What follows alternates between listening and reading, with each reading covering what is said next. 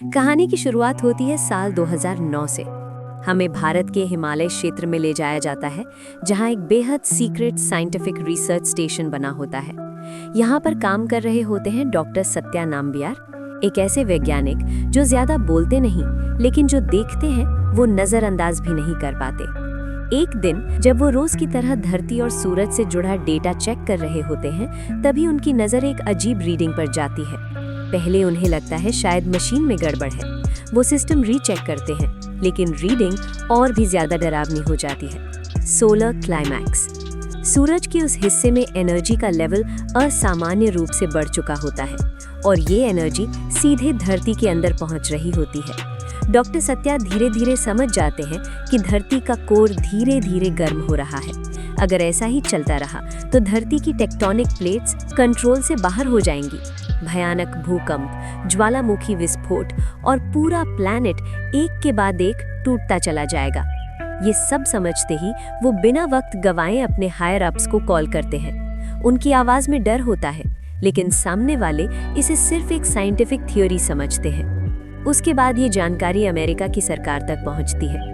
वहां के top scientists इस डेटा को कई बार एनालाइज करते हैं और हर बार नतीजा वही निकलता है, दुनिया खतरे में है। राष्ट्रपति के साइंस एडवाइजर एड्रियन हेल्म्सले जब ये रिपोर्ट देखते हैं तो वो चुप हो जाते हैं। उन्हें समझ आ जाता है कि ये तबाही टाली नहीं जा सकती, बस थोड़ी देर की जा सकती है। लेकिन यहीं पर सरकार एक ऐसा फैसला लेती है जो इंसानियत को हिलाकर रख देता है। वो तय करते हैं कि आम लोगों को कुछ भी नहीं बताया जाएगा, क्योंकि अगर सच बाहर आया तो दुनिया तबाही से पहले ही खत्म हो जाएगी। उसके बाद सरकार एक सीक्रेट प्रोजेक्ट शुरू करती है, इतना बड़ा, इतना महंगा और इतना डरावना कि उसका नाम तक कोड में रखा जाता है। अब कहानी हमें मिलवाती है जैक्सन कर्टिस से, एक आम आदमी, एक फेल्ड राइटर जो अब लिमोजीन ड्राइवर बन चुका होता है। उसकी जिंदगी में सब कुछ बिखरा हुआ होता है। पत्नी केट उससे अलग है, बच्चे उससे दूर रहते हैं, लेकिन वो अब भी एक अच्छा पिता बनने की कोशिश करता है।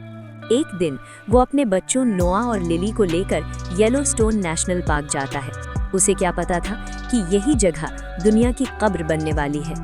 जमीन हल्के हल्के कांप रही होती है, झील का पानी उबलने लगता है और जानवर जान बचाकर भाग रहे होते हैं। यहीं पर जैक्सन की मुलाकात होती है चार्ली फ्रॉस्ट से, एक पागल सा दिखने वाला आदमी जो रेडियो पर चिल्ला चिल्ला कर सच बोल रहा होता है।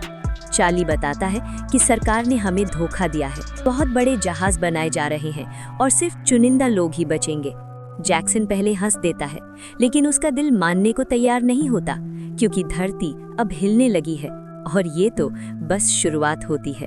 जैसे ही चार्ली की बातें जैक्सन के दिमाग में घूम रही होती हैं, उसी वक्त जमीन जोर से हिलने लगती है। ये कोई हल्का झटका नहीं होता, ये ऐसा भूकंप होता है जिसे महसूस नहीं बल्कि डर के रूप में जिया जाता है। जैक्सन तुरंत अपने बच्चों को गाड़ी में बैठाता है और वहां से निकलने की कोशिश करता है, लेकिन रास्ते में जमीन उसके सामने ही टूटने लगती है। सड़कें दरारों में बदल जाती हैं, पेड़, गाड़ियां और पूरे के पूरे हिस्से जमीन के अंदर समा जाते हैं।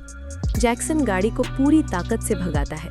पीछे जमीन टूट रही होती है और आगे सिर्फ एक सवाल होता है, क्या वो बच पाएंगे? किसी तरह वो वहां से निकल जाते हैं, लेकिन अब जैक्सन को यकीन हो चुका होता है कि चार्ली जो कह रहा था वो सच था। उसके बाद जैक्सन तुरंत अपनी पत्नी केट को कॉल करता है। वो उसे सब कुछ बताने की कोशिश करता है, लेकिन केट को लगता है कि जैक्सन घबरा रहा है। लेकिन तभी लॉस एंजलिस में भी जमीन हिलने लगती है, इमारतें झुकने लगती हैं, सड़कें फटने लगती हैं और लोगों में अफरा तफरी मच जाती है। अब केट को भी समझ आ जाता है कि ये कोई नॉर्मल भूकंप नहीं है।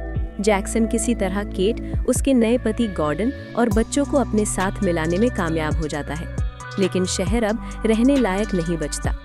लॉस एंजलिस धीरे धीरे टूट रहा होता है। ऊंची ऊंची इमारतें ताश के पत्तों की तरह गिर रही होती हैं। हाईवे 2 हिस्सों में बंट चुके होते हैं और हर तरफ सिर्फ चीखें और डर होता है। जैक्सन सबको लेकर एयरपोर्ट की तरफ भागता है। वहां पहुंचकर उन्हें पता चलता है कि सारी फ्लाइट्स कैंसिल हो चुकी हैं, लेकिन एक छोटा सा प्लेन अब भी रनवे पर खड़ा होता है। जैक्सन बिना सोचे उसे उड़ाने का फैसला करता है। जैसे ही प्लेन उड़ता है, नीचे पूरा शहर जमीन में धंस जाता है और उसी पल लॉस एंजलिस हमेशा के लिए खत्म हो जाता है। उसके बाद कहानी सरकार की तरफ शिफ्ट होती है। हमें दिखाया जाता है कि दुनिया के बड़े बड़े देश अब इस सच्चाई से वाकिफ हो चुके होते हैं। समुद्र का पानी असामान्य तरीके से पीछे हटने लगता है, जो इस बात का संकेत होता है कि एक बहुत बड़ी सुनामी आने वाली है। सरकार का सीक्रेट प्लान अब तेजी से आगे बढ़ता है। हमें पता चलता है कि तिब्बत के ऊंचे पहाड़ों में विशाल आर्क्स बनाए गए हैं। ये आर्क्स इंसानियत को बचाने की आखिरी कोशिश होते हैं, लेकिन इनमें सिर्फ कुछ लाख लोगों के लिए ही जगह होती है। बाकी दुनिया अपने हाल पर छोड़ दी जाती है। एड्रियन हेल्म्सले इस फैसले से अंदर ही अंदर टूट चुका होता है। उसे पता होता है कि वो सही और गलत के बीच फंसा हुआ है। उधर जैक्सन और उसका परिवार अब एक नए खतरे का सामना करता है। उनका प्लेन ईंधन की कमी की वजह से लैंड करने पर मजबूर हो जाता है, और वहीं उन्हें पता चलता है कि दुनिया अब तेजी से खत्म हो रही है। शहर शहर नहीं रहे, देश देश नहीं रहे, अब सिर्फ बचने की कोशिश बची होती है। और सबसे डरावनी बात ये होती है कि असली तबाही अब भी आनी बाकी होती है, क्योंकि धरती का दिल अब पूरी तरह जाग चुका होता है। धरती अब सिर्फ हिल नहीं रही होती, वो टूट रही होती है। जैक्सन और उसका परिवार जहाँ खड़े होते हैं, वहाँ से दुनिया पहचान में नहीं आती। शहर अब शहर नहीं रह जाते, सड़कें नदियों में बदल जाती हैं, और हर तरफ सिर्फ लोग भागते हुए नजर आते हैं। उसके बाद कहानी पूरी दुनिया में फैल जाती है। हमें दिखाया जाता है कि सिर्फ अमेरिका ही नहीं, बल्कि हर महाद्वीप इस तबाही की चपेट में आ चुका होता है। जापान में भूकंप की वजह से जमीन फट जाती है, ऊंची ऊंची इमारतें कुछ ही सेकंड में गिर जाती हैं। भारत, चीन, यूरोप, हर जगह धरती कांप रही होती है। लेकिन असली डर समुद्र से आता है। समुद्र का पानी अचानक बहुत पीछे हटने लगता है। लोग सोचते हैं कि शायद ये एक चमत्कार है, लेकिन जो लोग जानते हैं उन्हें समझ आ जाता है कि ये चुप्पी तूफान से पहले की होती है। कुछ ही पलों बाद समुद्र वापस आता है, लेकिन इस बार दीवार बनकर। एक विशाल सुनामी सब कुछ अपने साथ बहा ले जाती है। हमें दिखाया जाता है कि कैसे पूरे के पूरे शहर पानी में डूब जाते हैं। व्हाइट हाउस, जो कभी ताकत का प्रतीक था, वो भी समुद्र में समा जाता है। दुनिया समझ जाती है कि अब कोई सुरक्षित नहीं है। उधर सरकार का सीक्रेट प्लान अब अपने आखिरी स्टेज में पहुंच चुका होता है। तिब्बत के ऊंचे पहाड़ों में 3 विशाल आर्क्स तैयार खड़े होते हैं। ये आर्क्स इंसानियत को बचाने की आखिरी उम्मीद होते हैं, लेकिन इन तक पहुंचना लगभग नामुमकिन होता है। सिर्फ वही लोग जिनके पास पासेस होते हैं या जिन्होंने करोड़ों डॉलर दिए होते हैं, वही अंदर जा सकते हैं। एड्रियन हेल्म्सले इस सब को देखकर अंदर से टूट चुका होता है।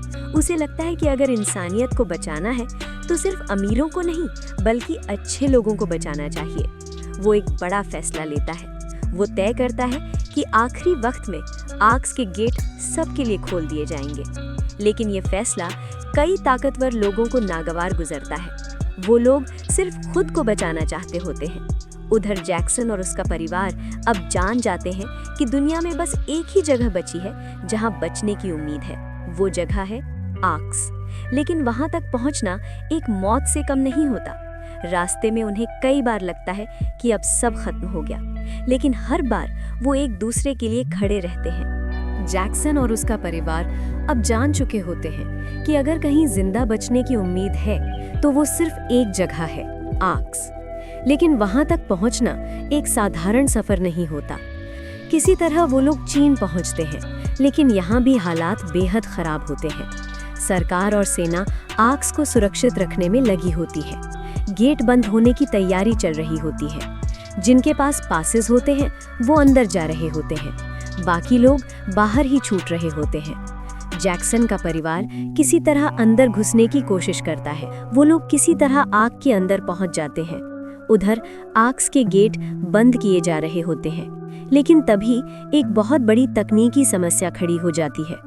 आग के दरवाजे पूरी तरह बंद नहीं हो पाते और बाहर समुद्र की एक विशाल लहर पहाड़ों की तरफ बढ़ रही होती है। अगर दरवाजे बंद नहीं हुए तो पूरा आग डूब जाएगा। एड्रियन हेल्म्सले ये सब देख रहा होता है। उसे याद आता है कि उसने पहले क्या कहा था कि अगर इंसानियत को बचाना है तो डर से ऊपर उठना पड़ेगा। वो आदेश देता है कि बाहर फंसे लोगों को अंदर आने दिया जाए। ये फैसला कई लोगों की जान बचाता है, लेकिन खतरा अब भी टला नहीं होता। आग का मैकेनिज्म जाम हो चुका होता है और पानी तेजी से अंदर आने लगता है। कुछ लोग अपनी जान जोखिम में डालकर मशीन को ठीक करने जाते हैं। ये पल पूरी फिल्म का सबसे तनावपूर्ण पल होता है, क्योंकि अब या तो इंसानियत बचेगी या सब कुछ खत्म हो जाएगा। आर्क के अंदर हर किसी की सांसें थमी हुई होती हैं। बाहर समुद्र की विशाल लहर पहाड़ों से टकराने ही वाली होती है और अंदर मशीनें अभी भी पूरी तरह काम नहीं कर पाती। पानी तेजी से अंदर घुस रहा होता है, हर सेकंड कीमती होता है। कुछ लोग अपनी जान जोखिम में डालकर आग के मैकेनिज्म को ठीक करने की कोशिश करते हैं। हर किसी के मन में एक ही सवाल होता है, क्या हम बच पाएंगे? आखिरकार भारी मेहनत और हिम्मत के बाद दरवाजे पूरी तरह बंद हो जाते हैं और उसी पल समुद्र की भयानक लहर पूरे आग से टकराती है। पूरा आग हिल जाता है, लेकिन आर्क टूटता नहीं है। वो लहर धीरे धीरे गुजर जाती है और अंदर मौजूद लोग जिंदा रह जाते हैं।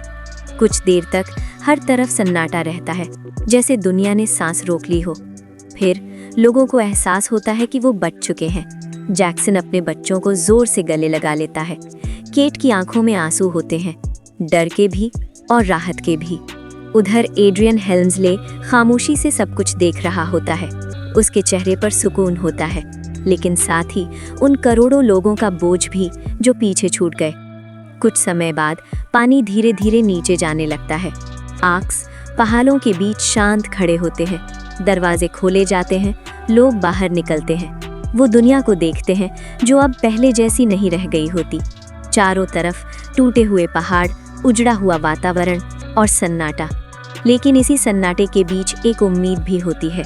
हमें बताया जाता है कि अफ्रीका का केप गुड होप अब जमीन के ऊपर आ चुका होता है। मतलब धरती फिर से रहने लायक बन रही होती है। लोग समझ जाते हैं कि अब उन्हें सब कुछ दोबारा बनाना होगा। नई दुनिया, नए नियम और शायद एक बेहतर इंसानियत। फिल्म यहीं पर एक बहुत गहरे मैसेज के साथ खत्म होती है कि जब दुनिया खत्म होती है तो असली सवाल ये नहीं होता कि हमारे पास कितना पैसा था। असली सवाल ये होता है कि हमने इंसान बनकर क्या किया। और यही 2012 की कहानी का सबसे बड़ा सच होता है।